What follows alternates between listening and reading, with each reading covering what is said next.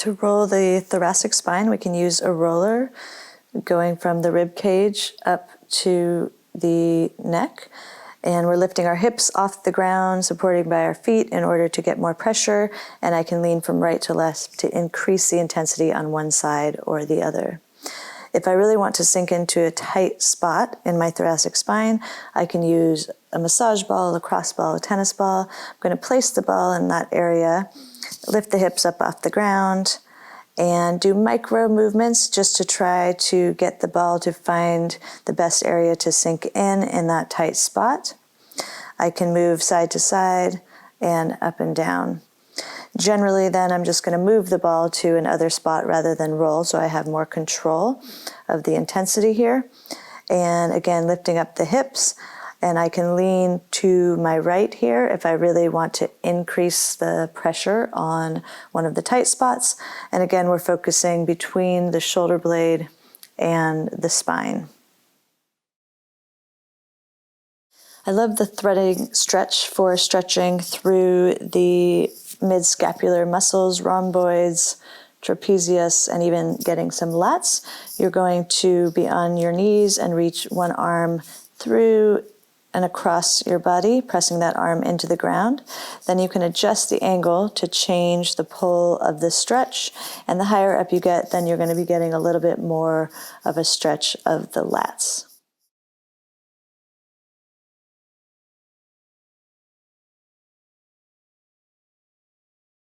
To roll the glutes, we can first start by sitting on the roller, crossing one leg over the opposite knee, and leaning to that side, so to that right side, just rolling back and forth on the glutes.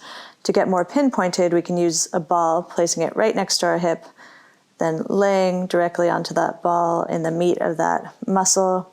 And this is going to focus on some really tight spots in the glute medius and minimus. And rather than roll, you just take the ball and move it to another place on the glute.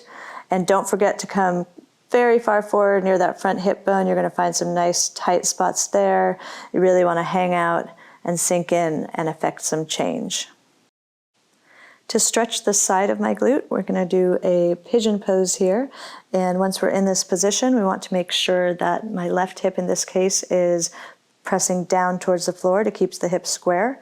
I can move my foot further away from my body or closer in towards my other leg to change the angle of stretch. To stretch the posterior part of the glute, I'm going to do a seated glute stretch with one leg outstretched, crossing the other leg over that leg, pulling the knee in towards the chest.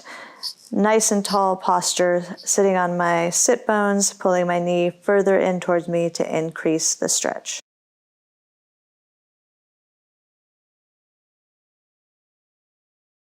We're going to use a ball in the pec area to do self-massage on the pec major and minor. You're going to place the ball in a tight spot. This can be quite intense, so you can leave your arms just at 90 degrees, or you can slide up along the floor and then back down, which is going to be doing some kind of pin and stretch kind of release. Then change the position of the ball. Again, doing some sliding of the arm up and back. Again, if it's too intense with the pressure of the ball to slide the arm, just work on hanging out with the ball in the pec. A couple ways to stretch the pecs. The first is laying on the floor on your stomach with your arms out to 90 degrees at the shoulder and elbow, and then rotating the upper body and leading with that opposite leg coming across your body to increase that stretch. You can also do this standing with the arm again at 90 degrees against the wall, bringing the pec close to the wall, and then turning your upper body as if you're walking away from the wall.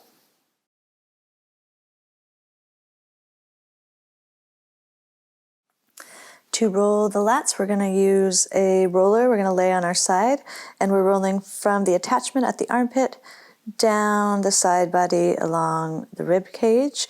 You want to make sure the roller is soft enough that you're not going to be putting too much pressure on the ribs. And you can adjust the intensity and also the angle of the pressure by leaning your torso forward or backwards. And if you find a tight spot, you can do little micro movements up and down and forward and backward to try to sink into that tight spot. Make sure that you're going all the way down the rib cage and coming all the way up to the attachment. To stretch the lats, we're going to use a roller or a block. You're going to hold that in between your hands to keep your shoulders externally rotated. You want to think about sinking your hips back towards your heels and keeping your lower back rounded.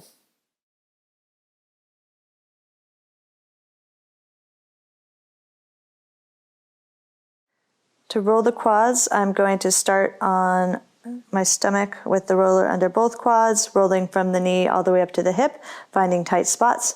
I can make it a little bit more intense here by just putting a little bit more weight on one leg and focusing on putting more pressure into that leg. Again, looking for tight spots that I'm going to hang out on and try to effect change. Then I'm going to rotate to the lateral quads. So this is not quite all the way on my side, but not on my stomach. And I'm focusing on that kind of middle third of the lateral quad. So from the attachment at the knee, right down there is usually quite tight. And then all the way up to the hip, right before the hip bone, spending some time up there and seeing if I can find some tight areas. Then I'll rotate all the way onto my side, focusing more kind of on the traditional IT band roll, getting some of that fascia there. Again, all the way to the knee and all the way up to the hip. I can make it more or less intense by having my legs off the ground or having one foot on the ground to take some pressure off. In this kneeling lunge stretch sequence, we're focusing on the hip flexors, anterior thigh. Want to make sure we're squeezing the glutes, reaching the arm up and reaching the abdomen away from the pelvis to increase that stretch. Then we can sink deeper into the lunge to change the stretch into more of an upper quad stretch. And we can also use a prop such as a wall to increase the stretch through that entire quad muscle, making sure to keep the spine neutral, reaching the arm up to add a little stretch through the side body. You can use a strap if you have one as well to accomplish the same thing. And here we want to make sure we're squeezing that glute on that left side, keeping that spine neutral again, and keeping the hips square.